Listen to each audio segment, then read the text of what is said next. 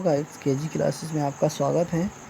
आज हम आपको क्लास 12 शॉर्ट स्टोरी का 5th लेसन है एन एस्ट्रोलॉजर्स डे, एक ज्योतिषी का दिन, जिसके लेखक हैं आर के नारायण। मुख्य सार: एक ज्योतिषी अपना धंधा चलाता है। एक शाम को एक आदमी उस ज्योतिषी के पास कुछ पूछने आता है। ज्योतिषी उस आदमी को अति विचित्र बातें बताता है। वह आदमी आश्वस्त होकर घर जाता है। वह ज्योतिषी भी वर्षों पुरानी चिंता से मुक्त हो चुका होता है, किंतु कैसे, इस विचित्र भेद को इस कहानी को पढ़कर जानिए। कहानी का हिंदी अनुवाद। रोज की भांति दोपहर को उसने अपना थैला खोला तथा अपने व्यवसाय से संबंधित सामान फैला दिया, जिसमें 1 दर्जन कोड़ियाँ थीं। कपड़े का एक वर्गाकार टुकड़ा था जिस पर अनजानी रहस्यमयी आकृतियाँ बनी हुई थीं। एक नोटबुक थी और ज्योतिष की लिखाई वाले कागजों का एक बंडल था। उसका मस्तिष्क विचित्र भस्म व रौली से दमकता रहता था। उसकी आंखें एक विचित्र तेज के साथ चमक रही थीं, जो वास्तव में लगातार ग्राहकों को खोजते रहने के कारण वैसी हो गई थीं, जिन्हें उसके भोले भाले ग्राहक एक दिव्य प्रकाश वाली समझते थे तथा सुख का अनुभव करते थे। उसके पुते हुए माथे व गालों पर छाए हुए गलमुच्छों के मध्य में स्थित उसकी आंखें अपनी स्थिति के कारण बहुत अधिक शक्तिशाली प्रतीत होती थीं। एक मूर्ख तक की आंखें इस तरह की स्थिति में चमकीली बन सकती थीं। इस प्रभाव को और अधिक बढ़ाने के लिए वह अपने सिर के चारों तरफ भगवा रंग का साफा बांधता था। यह रंग योजना कभी व्यर्थ नहीं जाती थी। लोग उसकी तरफ इस भांति आकर्षित होते थे जैसे मधुमक्खियाँ कांस मांस या डहेलियों के पौधों की तरह आकर्षित होती हैं। टाउन हॉल पार्क में से गुजरती हुई सड़क के किनारे पर एक इमली के वृक्ष की फैली हुई शाखाओं के तले वह बैठा करता था। अनेक बातों में वह एक बढ़िया स्थान था। सवेरे से लेकर रात तक इस सकरी सड़क पर इधर से उधर तक भीड़ उमड़ती रहती थी। उस सड़क पर किनारे किनारे भांति भांति के व्यापार तथा कामों का प्रतिनिधित्व था। औषधि विक्रेता, चुराए हुए काठ कबाड़ के विक्रेता, जादूगर लोग और इन सब से बढ़कर सस्ते कपड़े का एक नीलाम करता, जो पूरे कस्बे को आकर्षित करने के लिए सारे दिन शोरगुल मचाता रहता था। शोरगुल मचाने में उसके बाद नंबर आता था भुनी मूंगफली वाले का, जो प्रत्येक दिन अपने सामान को एक सुंदर नाम दे दिया करता था। किसी दिन उसे मुंबई की आइसक्रीम कह देता था, अगले दिन उसे दिल्ली के बादाम कहता और तीसरे दिन उसे राजा की मिठाई इत्यादि इत्यादि कहा करता था तथा उसके चारों तरफ लोग जमा रहते थे। इस भीड़ का एक बड़ा भाग ज्योतिषी के सामने जमा रहता था। एक लपाती हुई रोशनी के सहारे ज्योतिषी अपना व्यापार चलाता था, जो पास की मूंगफली के ढेर के पास चटक चटक कर धुआं उड़ाती हुई जला करती थी।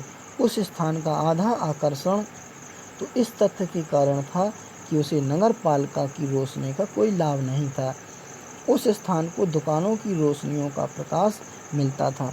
1 या 2 के पास फोस्कार भरती हुई गैस की बत्तियां थीं, कुछ के पास बांसों में लगी हुई नंगी लपटें थीं, कुछ साइकिल की पुरानी बत्तियों से प्रकाशित थीं तथा 1 या 2 ज्योतिषी की भांति अपने स्वयं की रोशनी के बिना ही काम चला रहे थे। वहाँ पर रोशनी की किरणें और वह चलती फिरती छाया एक दूसरे को काट रही थीं। यह ज्योतिषी को बहुत माफिक पड़ता था। इसका सीधा कारण था कि जब उसने अपना जीवन शुरू किया तो उसका कोई इरादा ज्योतिषी बनने का नहीं था तथा वह औरों के भविष्य के बारे में उतना ही अनजान था जितना वह अपने स्वयं के भविष्य के बारे में अनजान था। वह नहीं जानता था कि अगले मिनट में उसे स्वयं को क्या होने वाला था। वह नक्षत्रों के बारे में उतना ही अनजान था जितने उसके भोले भाले ग्राहक हुआ करते थे।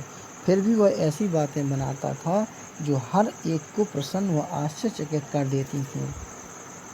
यह सब उसके निरीक्षण, अभ्यास तथा चालाक अनुमान की बात हुआ करती थी। फिर भी उसके परिश्रम में उतनी ही ईमानदारी थी जितनी कि किसी भी ईमानदार के परिश्रम में हो सकती थी, तथा दिन के बीतने पर जो कुछ कमाई वह घर ले जाता था वह उसके योग्य होती थी। उसने पहले से बिना कुछ सोचे विचारे या योजना के अपना गांव छोड़ दिया था। यदि वह वहां रह रहा होता तो वहां पर वह अपने पुरखों वाला काम कर रहा होता, जैसे अपने खेतों को जोतना तथा पुरखों के घर में रहना, विवाह करना व जीवन बिताना। किंतु ऐसा होना नहीं था। बिना किसी के कुछ कहे उसे घर छोड़ना पड़ा तथा बिना उसे सैकड़ों मील पीछे छोड़े वह रुक नहीं सका। एक गांव वाले के लिए बहुत बड़ी बात थी, जैसे कि उन दो स्थानों के बीच में एक लहराते हुए महासागर वाली दूरी थी। आदमियों की मुसीबतों का उसे सही विश्लेषण आता था, जैसे शादी विवाह, धन दौलत, रिश्ते तथा रिश्तेदारी की उलझनें। लंबे अभ्यास ने उसके निरीक्षण को तीव्र कर दिया था। 5 मिनट के अंदर वह समझ लेता था कि क्या कुछ गलत है। वह प्रत्येक प्रश्न के लिए 3 पाई ले लेता था तथा तब तक अपना मुंह कभी नहीं खोलता था जब तक कि दूसरा कम से कम 10 मिनट तक नहीं बोल लेता था। इस बात से उसे 1 दर्जन उत्तरों एवं सलाहों के लिए मसाला मिल जाता था। जब वह मामले वाले व्यक्ति की हथेली को ध्यान से देखते हुए उसे बताता, अनेक बातों में तुम्हें अपने प्रयासों का पूरा फायदा नहीं मिल पा रहा है, तब 10 में से 9 लोग उसके साथ राजी होना मान लेते थे। अथवा वह प्रश्न करता था, क्या तुम्हारे परिवार में कोई ऐसी औरत है, दूर की रिश्तेदार भी हो सकती है, जो तुम्हारे साथ अच्छा व्यवहार न रखती हो? या फिर वह चरित्र का विश्लेषण करने लगता था, तुम्हारी अधिकतर परेशानियां तुम्हारे स्वभाव के कारण हैं। जिस स्थान पर शनि है उसके रहते हुए तुम बदल भी कैसे सकते हो? तुम्हारा स्वभाव तो चंचल है और ऊपर से खराब भी लगते हो।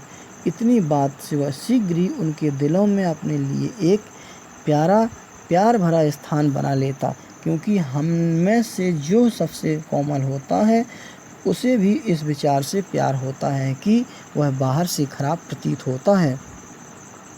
मूंगफली वाले ने अपनी रोशनी बुझा दी तथा घर जाने के लिए उठ बैठा। यह इस बात का इशारा था कि ज्योतिषी भी अपना सामान बांध ले, क्योंकि अब वह अंधेरे में रह जाएगा, सिवाय हरी रोशनी की एक किरण के, जो कि कहीं से भटक कर वहां आ गई थी तथा उसके सामने की जमीन का स्पर्श कर रही थी।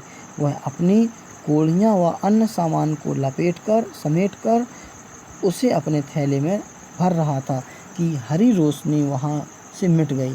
उसने ऊपर को देखा तो अपने सामने एक आदमी को खड़ा हुआ देखा। उसने एक संभावित ग्राहक का अनुमान लगाया और कहा, तुम बहुत परेशान दिखाई पड़ते हो। यदि तुम थोड़ा बैठो और मुझसे बातें करो तो तुम्हारा कल्याण होगा। दूसरे ने बड़बड़ा कर कुछ अस्पष्ट उत्तर दिया। ज्योतिषी ने अपनी बात पर जोर डाला। इस बात पर दूसरे ने उसकी नाक के तले यह कहते हुए अपनी हथेली घुसा दी, तुम अपने को ज्योतिषी कहते हो। ज्योतिषी को यह बात एक चुनौती सी महसूस हुई और दूसरे की हथेली को रोशनी की हरी किरण में मोड़ते हुए कहा, तुम्हारा एक ऐसा स्वभाव है, अरे उसे बंद करो। दूसरा बोला, मुझे कुछ काम की बात बताओ। हमारे मित्र के अभिमान को चोट लगी। मैं प्रति प्रश्न केवल 3 पाई ले लेता हूँ और जो तुम्हें मुझसे मिलेगा वह तुम्हारे पैसों के हिसाब से काफ़ी अच्छा ही होना चाहिए। इस पर दूसरे ने अपनी बाँह पीछे को खींच ली, एक इकन्नी निकाली और उसे उसकी तरफ को यह कहते हुए उछाल कर फेंक दिया, मुझे कुछ प्रश्न पूछने हैं। यदि मैं यह सिद्ध कर दूं कि तुम धोखा दे रहे हो तो तुम मुझे यह इकन्नी ब्याज के साथ लौटा देना। यदि तुम्हें मेरे उत्तर संतोषजनक लगें तो मुझे 5 रुपये दे दोगे, नहीं या तुम मुझे 8 आने दोगे? ठीक है।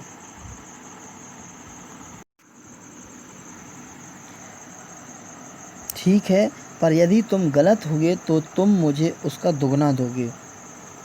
अजनबी ने कहा। थोड़ी सी और बहस कर लेने के बाद यह समझौता स्वीकार कर लिया गया। ज्योतिषी ने आकाश की तरफ को प्रार्थना की, जबकि दूसरे ने एक चुरुट सुगला दिया दिया सलाई की रोशनी में ज्योतिषी ने उसके चेहरे की एक झलक पकड़ी। कारों ने सड़क पर हॉर्न बजाए क्योंकि कुछ रुकावट थी। जतुका के रईसों ने अपने घोड़ों को गालियां दी और भीड़ की बकवास ने बाग के आधे से अंधेरे को छेड़ दिया। अपने चुरुट के धुएं को खींचता और फेंकता हुआ दूसरा बैठा था। ज्योतिषी को बहुत बेचैनी महसूस हुई। यह अपनी इकन्नी वापस लो, मैं ऐसी चुनौतियों का आदी नहीं हूँ। आज मुझे देर हो गई है। उसने सामान बांधने की तैयारी की। दूसरे ने उसकी कलाई पकड़ ली और कहा, अब तुम अपनी बात से बाहर नहीं हो सकते। तुमने मुझे यहाँ पर से गुजरते हुए रोका है। उसकी पकड़ में ज्योतिषी कांप उठा और उसकी आवाज़ कांपी और धीमी पड़ गई। आज मुझे छोड़ दो, मैं तुमसे कल बात करूँगा। दूसरे ने अपनी हथेली उसके चेहरे के पास अड़ा दी और कहा, चुनौती तो चुनौती होती है, बोलते चलो। सूखते हुए गले से ज्योतिषी आगे बोला, एक औरत, रुक जाओ। दूसरा बोला, मुझे वो सब नहीं चाहिए। क्या मैं अपनी वर्तमान खोज में सफल होऊंगा या नहीं, इसका उत्तर दो और चलते बनो। नहीं तो मैं तुम्हारे सारे सिक्के छीने बिना तुम्हें नहीं जाने दूंगा। ज्योतिषी ने कुछ मंत्र बड़बड़ाए और उत्तर दिया, ठीक है, मैं बताऊंगा। यदि तुम्हें मेरा कहा हुआ ठीक लगे तो क्या मुझे 1 रुपया दोगे? नहीं तो मैं अपना मुंह भी नहीं खोलूंगा और तुम्हें जो ठीक लगे सो कर लेना। बहुत काफ़ी झक के बाद दूसरा राजी हो गया। ज्योतिषी बोला, तुम्हें मरा हुआ जानकर छोड़ दिया गया था। क्या मैं ठीक कह रहा हूँ? अरे मुझे और आगे बताओ। एक बार कभी तुम में से एक चाकू पार हुआ था? ज्योतिषी ने कहा। क्या आदमी हो? उस निशान को दिखाने के लिए उसने छाती खोल दी। और क्या चाहिए? और फिर खेत वाले पास के कुएं में तुम्हें धकेल दिया गया। तुम्हें मरा जान छोड़ दिया गया। यदि वहाँ से कोई एक गुजरने वाला अकस्मात उस कुएं में नहीं झांकने लगता तो मैं मर ही गया होता। दूसरे के मुंह से निकल पड़ा, जो उत्साह से उफन रहा था। मैं उसे अब पकड़ पाऊंगा? अपनी मुट्ठी भींचते हुए उसने पूछा। अगली दुनिया में? ज्योतिषी ने उत्तर दिया, यह तो 4 माह पहले एक दूर दराज के कस्बे में मर गया। अब वह मुझे कभी नहीं मिलेगा। इस बात को सुनकर दूसरे ने एक कराह दी। ज्योतिषी कहता गया, गुरु नायक, तुम तो मेरा नाम भी जानते हो। आश्चर्य में भरकर दूसरा बोला, क्योंकि मैं दूसरी सारी बातें भी जानता हूँ। गुरु नायक, जो कुछ मुझे कहना है उसे ध्यानपूर्वक सुनो। इस कस्बे से तुम्हारा गांव उत्तर की तरफ 2 दिन की यात्रा पर पड़ता है। अगली गाड़ी को पकड़कर चले जाओ। यदि तुम घर से बाहर निकले तो मैं तुम्हारे लिए फिर से एक बड़ा खतरा देख रहा हूँ। उसने एक चुटकी भर पवित्र भस्म निकाली और उसकी आगे बढ़ा दी। इसे अपने माथे पर लगा लो और घर चले जाओ और तुम 100 वर्ष तक जिंदा रह जाओगे। मैं फिर यहाँ पर क्यों आऊँगा? दूसरे ने सोच विचार के बीच में कहा, मैं तो बार बार घर छोड़कर उसकी तलाश में निकलता और यदि वह मुझे मिल जाता तो उसका गला घोंट देता। उसने अपना सिर खेदपूर्वक हिलाया। वह मेरे हाथों से बच गया। मुझे आशा है कि वह जिस लायक था उसी तरह से उसकी मौत हुई। हाँ, ज्योतिषी बोला, वह एक ट्रक के नीचे कुचल गया। इस बात को सुनकर दूसरे को संतोष मिला। जितनी देर में ज्योतिषी ने अपनी चीज़ें उठाईं और उन्हें अपने थैले में रखा, उतनी देर में वह स्थान सूना हो गया। हरी किरण भी उस स्थान को अंधकारमय व खामोश छोड़कर गायब हो चुकी थी। वह अनजान व्यक्ति ज्योतिषी को एक मुट्ठी सिक्के देने के बाद रात्रि में विलीन हो गया। जब ज्योतिषी घर पहुंचा तब आधी रात थी। उसकी पत्नी दरवाजे पर उसकी प्रतीक्षा कर रही थी तथा उसने देर से आने का कारण पूछा। उसने उसकी तरफ सिक्के उछाल दिए और कहा, इन्हें गिनो। एक आदमी ने ये सब दिए हैं, 12.5 आने। वह गिनती हुई बोली। उसे बेहद खुशी हुई। कल मैं थोड़ा गुड़ और नारियल खरीदूंगी। बच्ची बहुत दिनों से मिठाई के लिए कह रही थी। अब मैं उसके लिए कुछ बढ़िया चीज़ तैयार करूंगा। उस सूअर ने मुझे ठग लिया। उसने मुझसे 1 रुपये का वायदा किया था। तुम चिंता में दिखते हो, क्या गड़बड़ी है? कुछ नहीं। रात के भोजन के बाद प्याले पर बैठकर ज्योतिषी ने अपनी पत्नी से कहा, क्या तुम जानती हो कि आज मेरा एक बड़ा बोझ उतर गया। इतने सारे वर्षों से मैं सोचता रहा कि मैंने हाथों पर एक आदमी का खून था। यही कारण था कि मैं घर से भाग लिया, यहाँ बस गया और तुमसे विवाह कर लिया। वह जिंदा है। उसने गहरी सांस ली। तुमने जान से मारने की कोशिश की। हाँ, अपने गांव में जब मैं एक बेवकूफ़ युवक था, एक दिन हमने शराब पी, जुआ खेला और बुरी तरह से झगड़ा किया। अब उसके बारे में क्या सोचा जाए? सोने का समय हो गया, उसने जम्हाई लेते हुए कहा और प्याल प्योल पर तनकर लंबा लेट गया। थैंक्स।